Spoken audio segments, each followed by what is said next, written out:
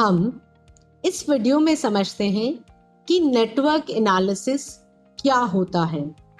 Network analysis किसी भी network administrator की एक बहुत ही इम्पॉर्टेंट रिस्पॉन्सिबिलिटी होती है।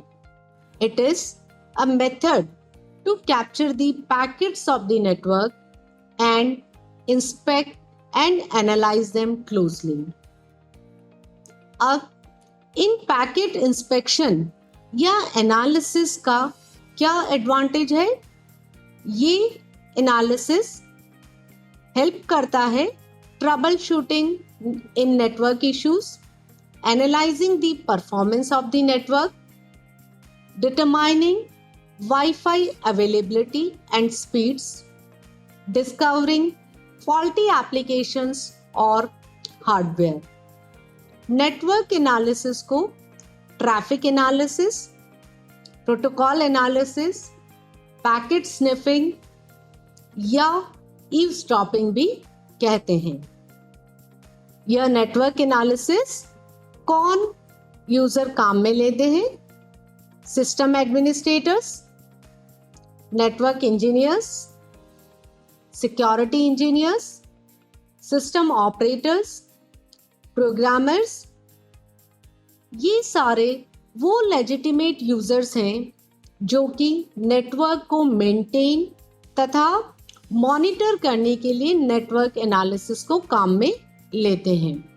लेकिन इंट्रूडर्स यानी कि इललेजिटिमेट यूजर्स भी नेटवर्क एनालिसिस को काम में लेते हैं ताकि उन्हें नेटवर्क में फ्लो हो रही कॉन्फिडेंशियल इंफॉर्मेशन के बारे में पता चल सके तथा वह उस नेटवर्क पर अटैक कर सके। Network analyser can be a hardware device with specialised software और it can simply be a software that can be installed on the desktop or laptop. इसके फ्री तथा पेड दोनों वर्जन्स अवेलेबल होते हैं। बहुत सारे नेटवर्क एनालाइजर्स मार्केट में available हैं। कुछ हैं Wireshark, Windump, network general sniffer, TCP dump, Mac sniffer. इन एनालाइजर्स के साथ हमने इस टेबल में इन सारे एनालाइजर्स को एक्सेस करने की वेबसाइट का एड्रेस भी दिया है। तो अगर आप इनमें से किसी में भी डिटेल में इंटरेस्टेड हो तो वह आप इस वेबसाइट पर जाकर एक्सेस कर सकते हैं।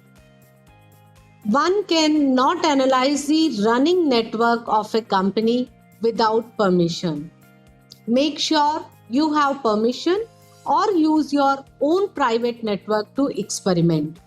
यह स्लाइड हमें एक बहुत ही इम्पॉर्टेंट कंडीशन बताती है कि अगर हम सीखने के लिए भी चाहे नेटवर्क एनालिसिस करना चाहते हैं प्रीवियसली बताए गए टूल्स की हेल्प से, तो हमें या तो हमारे खुद के बनाए हुए नेटवर्क पर करना होगा या फिर हम जिस कंपनी या ऑर्गेनाइजेशन में फ्लो हो रहे नेटवर्क को एनालाइज करना चाहते हैं तो हमें उस कंपनी या ऑर्गेनाइजेशन से परमिशन लेनी होगी।